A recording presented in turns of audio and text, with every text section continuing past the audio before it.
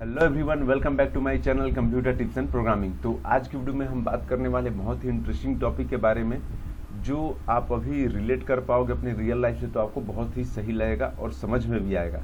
तो उम्मीद करता हूं कि आपने अब तक हमारे सीरीज को वॉच किया होगा और आपको काफ़ी कुछ इन्फॉर्मेशन मिला होगा। तो चलिए शुरू करते हैं आज का वीडियो और समझते हैं कि आज के वीडियो में हम कौन सा कंसेप्ट जानने वाले हैं।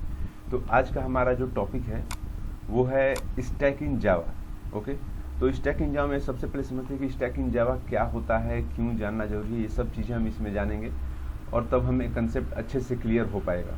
तो सबसे पहले तो देखिए कि स्टैक इन जावा कहता क्या है। तो जावा collection framework provide a stack class that model and implement A stack data structure. Okay, तो सिंपली एक समझ लो कि हम एक स्टैक क्रिएट करते हैं जिसमें हम कुछ एलिमेंट्स पास करते हैं। ठीक है, एलिमेंट्स इन द सेंस आपको इंटीजर भी पास करते हो, स्ट्रिंग भी पास करते हो, कोई भी एलिमेंट्स उसमें पास करते हो और उसमें हम क्या करते हैं कि उसे इम्प्लीमेंट कर सकते हैं, मॉडल कर सकते हैं एज पर रिक्वायरमेंट। अब ये काम कैसे करता है वो समझते हैं। तो काम कैसे करता है, the class is based on the basis principle of last in first out. Okay, तो जैसे आपने बचपन में एक मीम्स भी सुना होगा, इधर से आलू डालो उधर से सोना निकलेगा। तो यहाँ पर क्या होता है कि इधर से भी एलिमेंट डालोगे तो उधर से भी एलिमेंट ही निकलता है, लेकिन यहाँ पर उधर से नहीं निकलता है, यहाँ पर जो लास्ट में डाला जाता है एलिमेंट वो पहले निकलता है। तो यहाँ पर थोड़ा सा ये अलग हो जाता है। अब क्यों ऐसा होता है वो आपको अभी मैं समझाता हूँ, एग्जाम्पल के थ्रू आप समझो इसे। जैसे कि मान लो कि ये आपका एक बकेट है। ओके, ये आपका एक बकेट हो गया। अब इसमें आपने डाला, कुछ भी आपने डाल दिया, मान लो कि आपने डाल दिया यहाँ पर कुछ वैल्यूज डालें। ठीक है, उसके बाद सेकेंड बकेट डाला, सेकेंड में भी दूसरा वैल्यू आपका आ गया। ये काफ़ी ज़्यादा स्पेस हो गया है तो ये थोड़ा सा कम कर देते हैं, सही रहेगा। तीसरा भी डाला आपने, मान लो यहाँ पर एक और आपने एलिमेंट डाला। तो यहाँ पर देखो, एक बकेट में अगर आप एलिमेंट्स ऐड करते हो, ठीक है, मान लो आप एलिमेंट्स ऐड कर रहे हो तो क्या होता है, 10 जो आपने पहले डाला वो क्या हो गया, 10 एकदम नीचे चला गया, उसके बाद 20, उसके बाद 30। तो अगर आप इसमें हाथ डालोगे इस बॉक्स में तो सबसे पहले आपके हाथ में कौन आएगा, 30 आएगा। क्यों, क्योंकि ये सबसे ऊपर है। उसके बाद 20 आएगा, उसके बाद 10 आएगा। तो इसमें ये होता है कि जो लास्ट इन होता है वो फर्स्ट आउट होता है। अंडरस्टैंड। तो आई होप आपको ये एग्जांपल समझ में आया होगा। मैं सोचा कि आपको क्यों ना इस तरह से समझा दूं कि इसमें लास्ट इन फर्स्ट आउट ये होता है, और वो जो एग्जांपल था उसमें पहले जो भी डाले जाते हैं उधर से वो पहले निकल जाता था। तो यहाँ पर वैसा नहीं है, यहाँ पर जो इंटीजर डालोगे, मान लो इंट आपने डाला, ओके, बहुत गंदा राइटिंग है, तो इंटीजर ही निकलेगा। स्ट्रिंग डालोगे तो स्ट्रिंग ही निकलेगा। तो आई होप आपको ये समझ में आया होगा। तो अब ये तो हो गया। अब उसके बाद क्या कहता है ये कि अब यहाँ पर कुछ ऑपरेशंस परफॉर्म होती हैं, उसके बारे में समझते हैं। ओके, तो थोड़ा सा इसे डाउन कर दूं मैं। ओके, तो यहाँ पर in addition to the basis push and pop operation, अब यहाँ पर जो हम ऑपरेशंस फॉलो करते हैं एलिमेंट्स को बकेट में डालने का, फिर एलिमेंट्स को बकेट से निकालने का, वो सब ऑपरेशंस किस पर बेस्ड होती है, पुश एंड पॉप ऑपरेशन पर। Okay, the class provide 3 more function, empty, search and peek. अब इसमें कुछ और फंक्शंस भी ऐड होते हैं जो क्या करते हैं कि हमारे एलिमेंट्स को इम्प्लीमेंट करने में मदद करते हैं, like empty, search and peek. तो इस मेथड के हेल्प से हम क्या कर सकते हैं, हम देख सकते हैं कि हमारा बकेट एम्प्टी है कि नहीं। अगर मुझे कोई एलिमेंट को सर्च करना है कि वो अवेलेबल है कि नहीं, तो उसमें हम सर्च कर सकते हैं, या फिर किसी एलिमेंट को पिक करना है तो वो भी हम कर सकते हैं। अब यहाँ पर एक क्वेश्चन आ जाता है बेसिकली कि पुश एंड पॉप में अंतर क्या है। ठीक है, पिक एंड पॉप में अंतर क्या है वो सब समझ लेते हैं इसमें हम। तो देखिए, पिक एंड पॉप में क्या डिफरेंस आता है।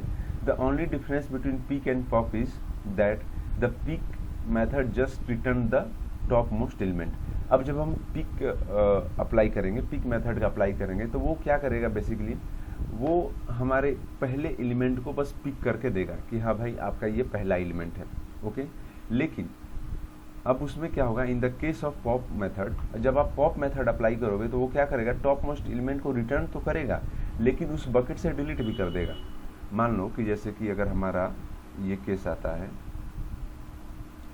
तो अगर मान लो कि अगर हम यहाँ से पिक करते हैं, अगर हमने यहाँ पर पिक अप्लाई कर दिया, ठीक है, मान लो यहाँ पर आपने पिक अप्लाई किया, तो पिक क्या करेगा, ये 30 को बस आपको दिखा करके यहाँ पर पिक करेगा 30 को, और आपको दिखाएगा कि हाँ भाई आपका ये 30 एलिमेंट है।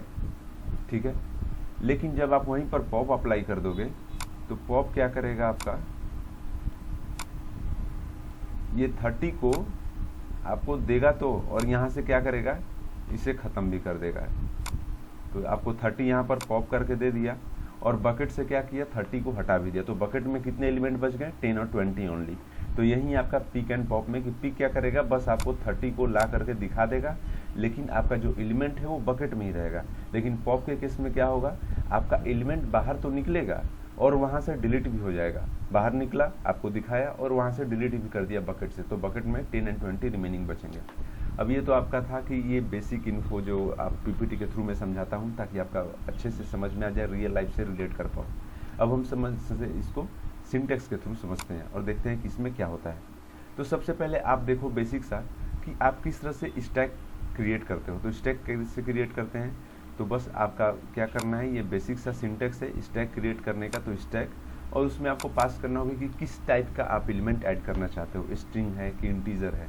तो मान लो हमने यहाँ पर इंटीजर टाइप ट्राई किया, आप अपने से खुद से स्ट्रिंग टाइप ट्राई करना, और इसमें बहुत सारे केसेस आप मतलब ट्राई करना, ताकि जो बताए आपको कि यहाँ फेलियर भी हो रहा है, क्या एक्सेप्शंस आ रहे हैं, या फिर अगर आप कुछ और पास करते हो जो पॉसिबल नहीं है तो क्या आपको देखने को मिल रहा है।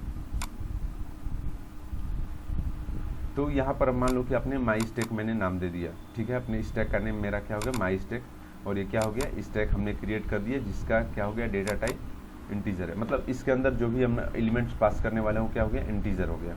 अब ये न्यू एंड स्टैक हमने डाल दिया। अब इस तरह से हमारा एक जो बेसिक सिंटेक्स क्रिएट हुआ वो था स्टैक का सिंटेक्स था। अब हमें क्या करना है, इसमें एलिमेंट्स को ऐड करना है। तो एलिमेंट्स को ऐड कैसे करते हैं वो समझते हैं। तो बस अपने स्टैक का नेम और डॉट पुश लिख दो, तो उससे क्या होगा, आपके बकेट में एलिमेंट आ जाएंगे। तो यहाँ पर आप देख रहे हो, सबसे पहले मैं क्या कर रहा हूँ, 10 को डाल रहा हूँ। तो 10 हमारा क्या होगा, सबसे पहला एलिमेंट होगा, और सबसे लास्ट एलिमेंट क्या है हमारा, 50 है। तो अगर आप बकेट में समझोगे तो सबसे पहले जो एंट्री ले रहा है वो सबसे नीचे जाएगा, ओके। तभी तो जो लास्ट इन होता है वो फर्स्ट आउट होता है। तो आपका क्या होगा, बकेट में सबसे नीचे 10 रहेगा, फिर 20, फिर 30, फिर 40 एंड देन 50। इस तरह से क्या हुआ कि आपने स्टैक में एलिमेंट्स ऐड कर दिए। अब मान लो हमें स्टैक का साइज देखना है, तो उसके लिए क्या मेथड यूज़ करते हैं, माई स्टैक डॉट साइज। ये सब बेसिक चीज़ें आप अगर ध्यान में रखोगे तो बहुत सही रहेगा, या फिर स्क्रीनशॉट ले लो, या फिर आप जैसे भी कर लो। मगर ये सब बेसिक चीज़ याद रखो कि अगर आपको साइज़ पता करना है तो my stack dot size, okay. Relation में भी कुछ ऐसा ही होता था। तो मेरे कहने का मतलब है कि अगर आप चीज़ों को रिलेट कर पाते हो ना, तो चीज़ें बहुत आसान लगने लगती है और छोटी हो जाती है। वरना अगर हर एक चीज़ों को अलग अलग सेपरेट करके अगर आप कंपेयर करोगे तो कि अरे यार इतना बड़ा सा कंसेप्ट कैसे याद रहे, कैसे समझ में आएगा। तो ये सब कॉमन चीज़ें, अगर आपको साइज़ पता करना था रिलेशन में भी तो इसी तरह से कुछ लिखते थे। अब आप आता है कि पॉप का। तो पॉप में मैंने बताया था कि पॉप एंड पिक में क्या होता है। तो पॉप क्या करेगा, वो आपके जो आपका पहला एलिमेंट है वो सबसे नीचे, और जो लास्ट एलिमेंट है वो सबसे ऊपर। तो लास्ट एलिमेंट को क्या करेगा, वहाँ से पिक करेगा, मतलब पिक भी करेगा और डिलीट भी करेगा। ये है पॉप का काम, ठीक है। तो मान लो कि हमने यहाँ पर पॉप कर दिया, तो ये पॉप हो गया, तो क्या हो गया, 50 यहाँ से ख़त्म हो गया।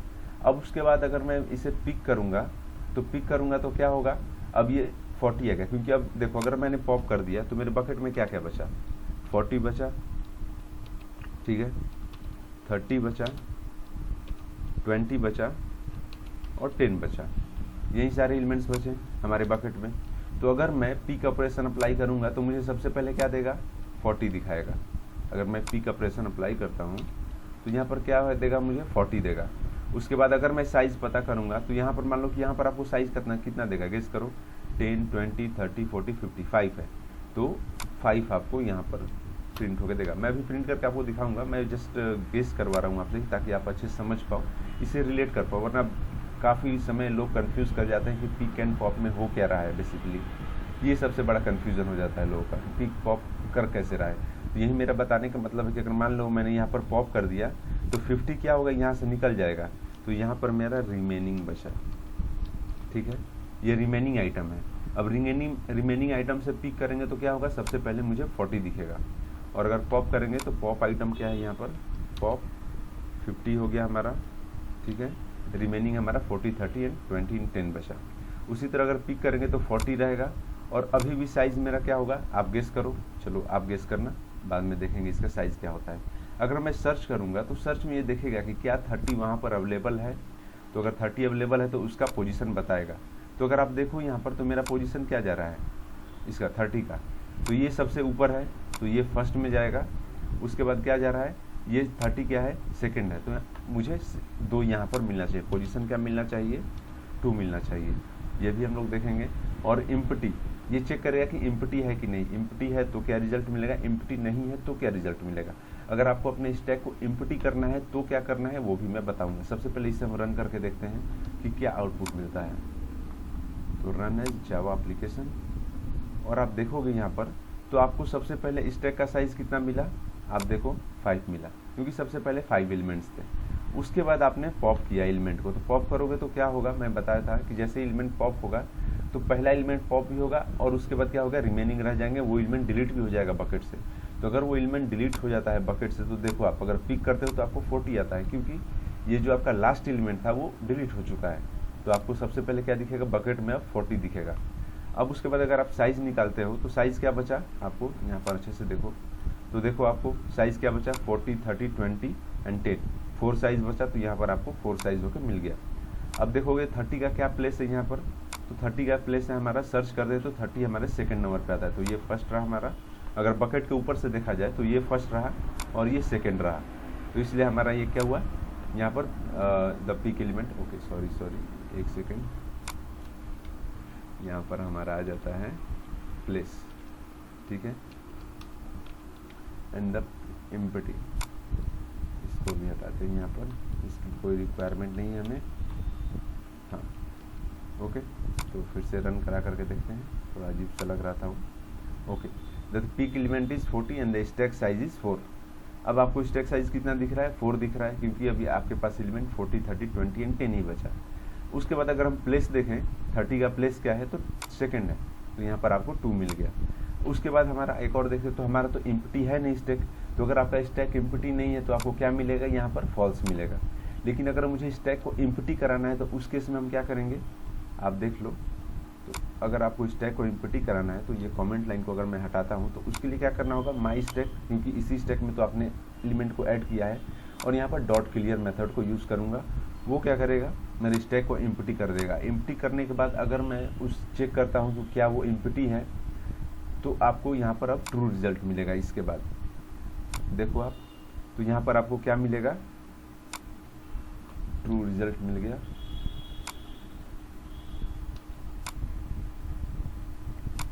ओके, तो यहाँ पर आप देखो, पहले आपका क्या था, फॉल्स रिजल्ट था। फॉल्स क्यों था, क्योंकि इस समय आपका बकेट क्लियर, मतलब बकेट में डेटा था।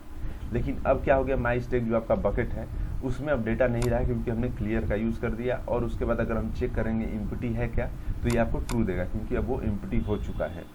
तो आज के लिए वीडियो के लिए बस इतना ही था। और मैं एक और चीज़ बताना चाहूँगा कि इस सीरीज़ में काफ़ी सारे टॉपिक्स कवर हो चुके हैं, तो अगर आपने इन टॉपिक्स को नहीं देखा है तो प्लीज़ जा करके वॉच कीजिए, जो आपको हेल्प करेंगे इंटरव्यू में भी और आपके लाइफ टास्क में भी। तो आज के लिए बस इतना ही, फिर मिलता है अगले वीडियो में, तब तक के लिए all the best, take care, bye bye.